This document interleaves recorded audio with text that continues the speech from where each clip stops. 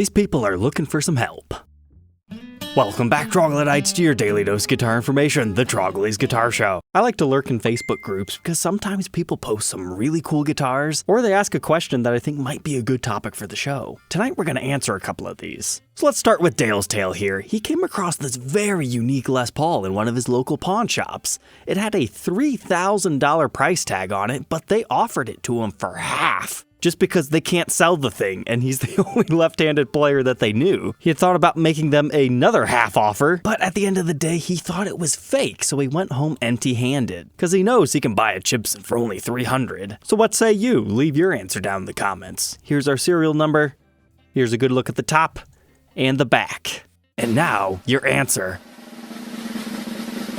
I'm sorry, Dale, this was a big L. You fumbled big time. This thing's easily worth the $3,000 the shop is asking. Had they had that on Reverb, it would be gone in 2 seconds. This is a legit Gibson Les Paul Supreme, and you do not find them in lefty too often. What's even cooler is this is a pretty early one. That's within the first half of the year of 2004, and 2003 is their first year. And let's face it, that one's got a pretty nice top, appears to be in pretty good shape. I really like the cream plastics. It gives you kind of Ace Frehley vibes. And the back is phenomenal. I've never realized I wanted a lefty Supreme before, because when you flip it over to a righty, it's just like having a regular Les Paul, but without pickups, no bridge, tailpiece, knobs. It's rather beautiful. I think the reason why he thought this was fake is look at the headstock. This is where things aren't looking so good. You've got a lot of shrinking / lacquer delamination around here. You've got all these ugly lines around your logos. I can totally see why somebody might have thought this was a fake.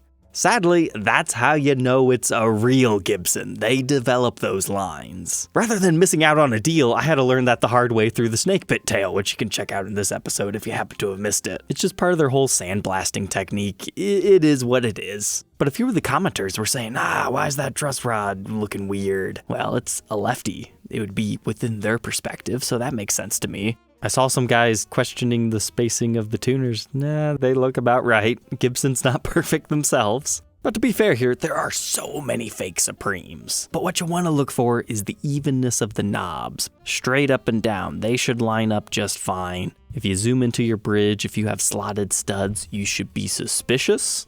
You also want to look at the type of plastics and like the overall body shape. So this one over here, you can see your knobs don't line up. It's got those slotted screws we were talking about. The whole body shape is just wonky. But if you don't have the intimate knowledge and details, you might not notice it. But look at your Super 400 inlays, like how wide they are, and that's the rosewood board. There's no doubt in my mind this one was real and 1500 absolute steel. Even with that in mind, that's a quick sell at 3,000 on Reverb. Although in the comments, Joey brought up a good point. Why does the low E string look like it's just completely hanging off the side there? I bet that's just weird photo angle shenanigans, but who knows? Overall, these Facebook groups are a good way to get like a general consensus. However, I look through some of these comments and I go, what are these people talking about?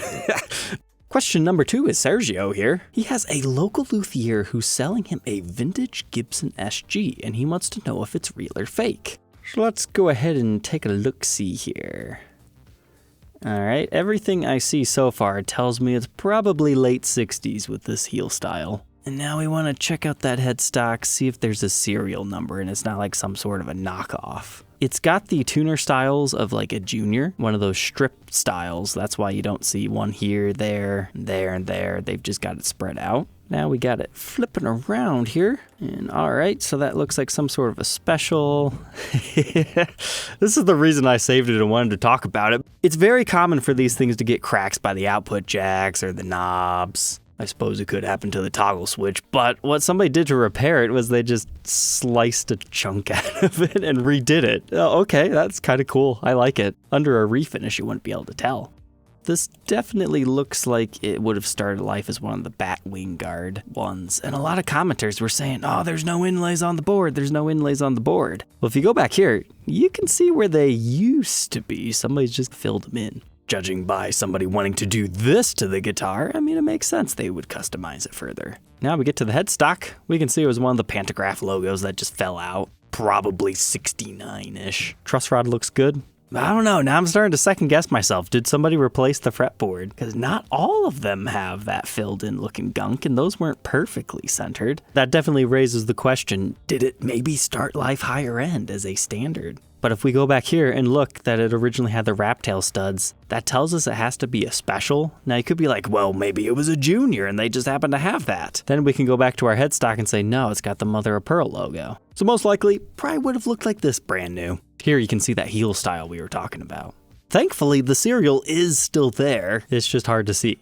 So his question was, is it worth the $1,500 for this guitar? But what a lot of people weren't continuing to read was with setup included, so it's ready to play, new pickups, Maestro Vibrola, new bridge and tuning pegs, plus a complete refinish to purple. Sergio, take your money out and pay the dude. If he's gonna refinish that entire thing and put all those great parts on it, do the work for you, man, just the restoration work alone is probably worth $1,500. I would probably hazard a guess you could get just that much just for the husk, to the right person who wanted a project like that.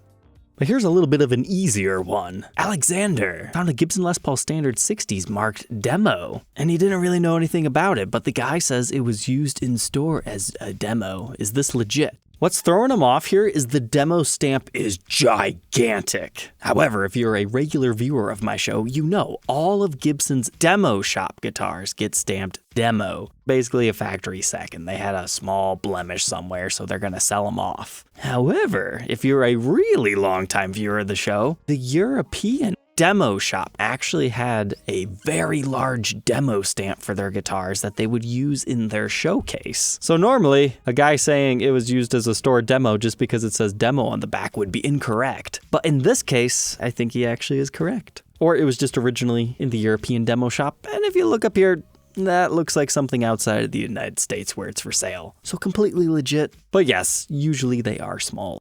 Next up, Anthony has a 1975 Deluxe that he's curious if anybody knows if the pickups are correct for that year, and what is the name of the color.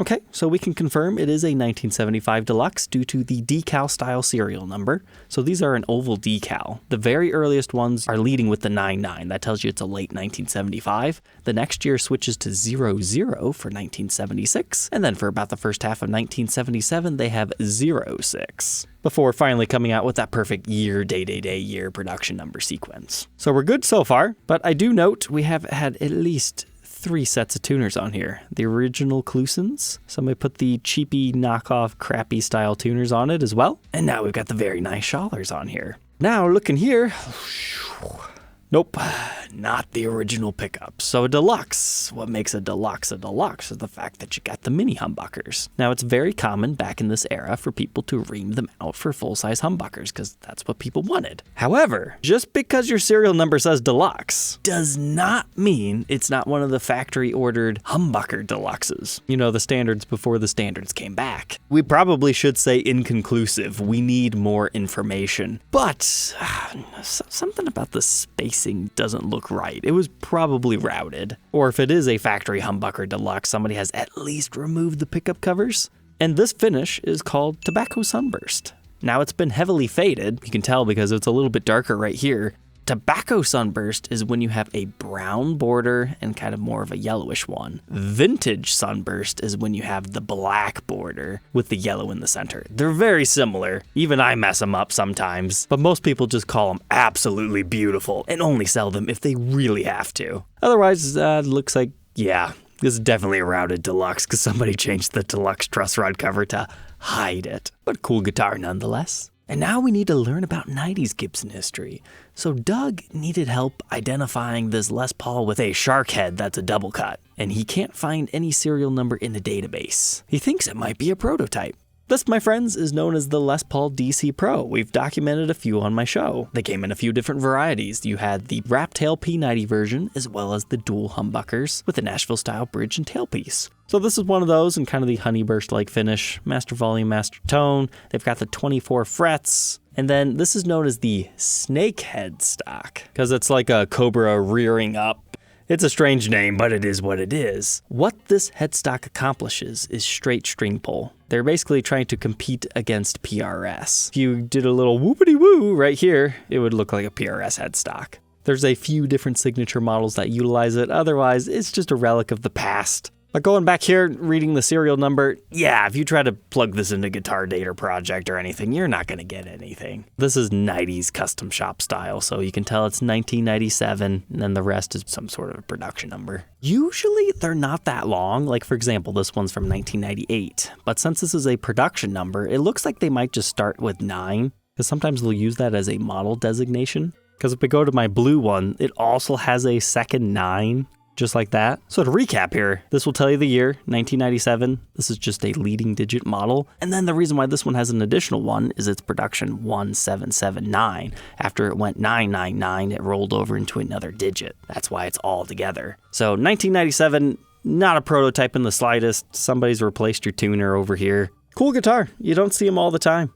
But that is going to end it for tonight's episode. If you would like my help identifying or knowing the value of your guitar and you don't want to go through a public forum, I do offer these private help sessions over on my website for a small fee. Don't forget to like, comment, and subscribe, and we'll catch you tomorrow on the next one. Take care.